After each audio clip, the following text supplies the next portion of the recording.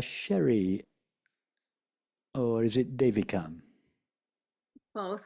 Both. Which do you like to be called?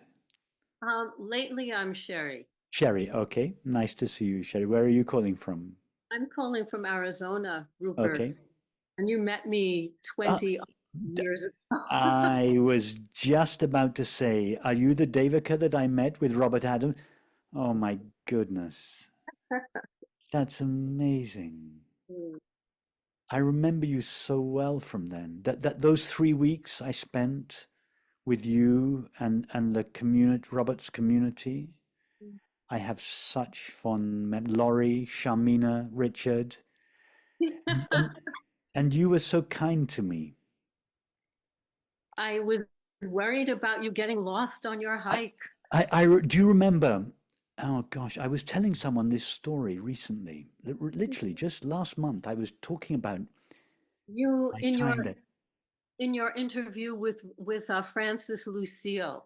Did I mention it then? Yes, but I don't think I told the story that I remember I went for a walk. You're right. I went for a hike and I got lost. And you came looking for me. You came and found me. I remember. Mhm. My goodness, it's so sweet to see you. It's really sweet to see you. My goodness, yeah. So I am. This weekend has been really wonderful for me. I'm really touched. So on so many levels. In the meditation earlier, my body had a really visceral response. It just started crying. It just burst out crying, and I it wasn't an emotion, but it was like the Yeah, I body. understand. Yes.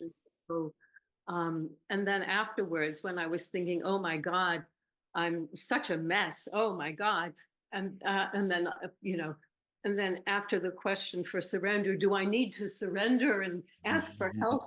And then I burst out laughing because it was like, who am I going to ask? It's like it's all anyway. It was very intense, but so the few things I wanted to say, I was like, I'm so grateful for the questions and answers. It feels like everyone's question is my question, and the answers are for me as well. And the thing that has been staying with me for the last few days that you have kind of spoken about in the meditations is a quote from the Quran that I would love to read because this is something I've carried for years as my understanding of it all. And so I was a hidden treasure and I loved to be known. So I created the world that I might be known. And somehow that's always struck me with such beauty and such clarity.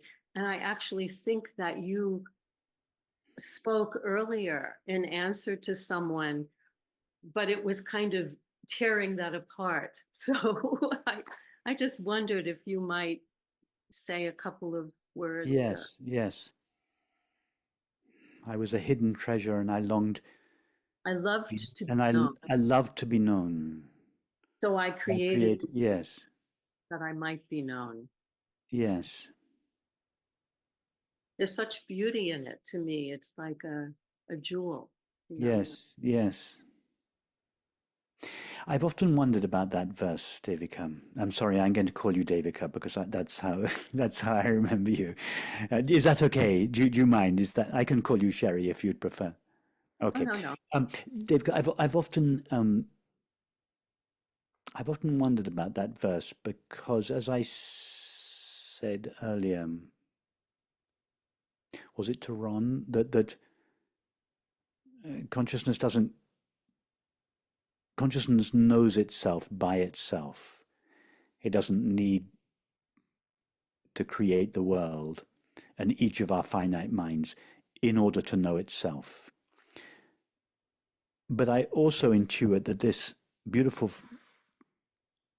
saying is also true. So, how to reconcile these two statements? What I think it means is this, that I was a hidden treasure. within me, consciousness, there is there is infinite treasure, infinite potential, which in my own experience of myself remains unmanifest. Because in my experience of myself, there is just the knowledge I am.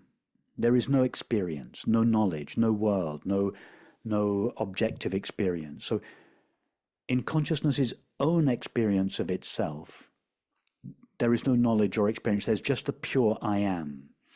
But at the same time, within that I am is contained all knowledge and experience. And that consciousness must, and this I think is what is meant, that this infinite potential, it's as if consciousness is pregnant with infinite potential, and it has to be born. And so the birth of its infinite potential as the universe is the means by which that which lies in potential in consciousness is made manifest. So it's that's how I understand it. That in consciousness's own knowledge of itself, there is no objective experience. There's just the pure I am. But in that I am, all worlds are contained. So all things that exist and all things that are possible to exist are contained in that I am.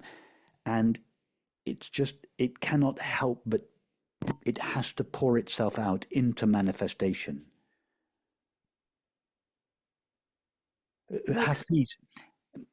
Hafiz said a similar thing. I'm paraphrasing, not quoting. He said, the manifestation is a creation of love for the sake of beauty. It's the same understanding. Mm. Mm. I totally feel that that's so. It's also the impulse for all creation. I mean, for all. Absolutely. And absolutely. And I think that this is what,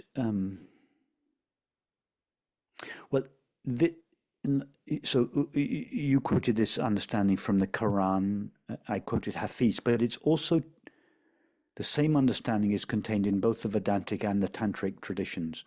Ramana Maharshi said, the I thought is the mother of the world.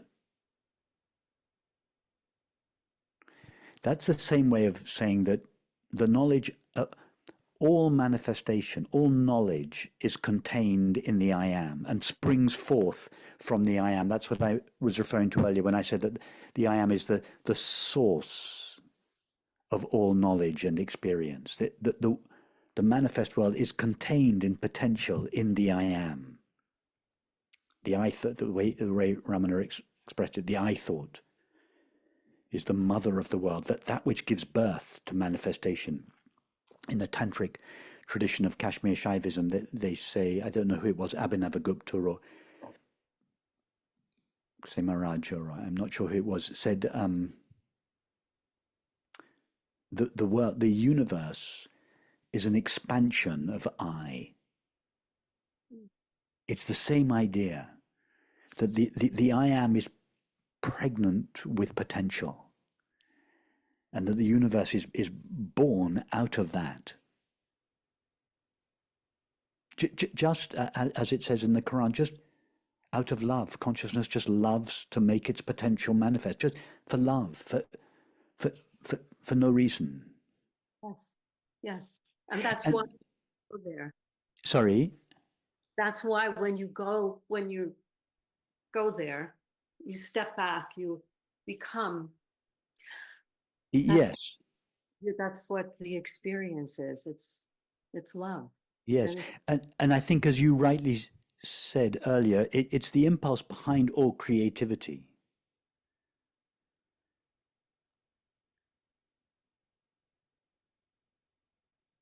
I think it's the impulse behind the desire to have a child.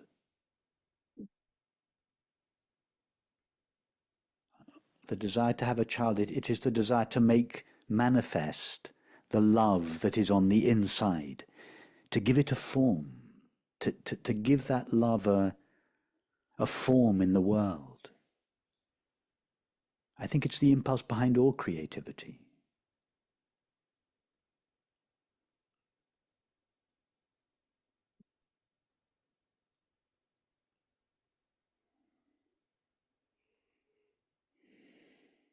Well, I'm very touched to see you again, Devika. Thank you for this conversation. Thank you. Thank you so much.